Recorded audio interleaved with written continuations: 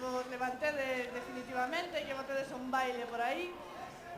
Vamos a pasar á parte un pouco máis animada, un pouco máis festeira, e vamos a empezar esta parte con unha cantiga que a verdade é que leva moitos anos con nós, porque foi aquela muiñeira de Oliveira que nos gravamos fai xa bastantes anos no primeiro disco dos gaiteiros Treixadura.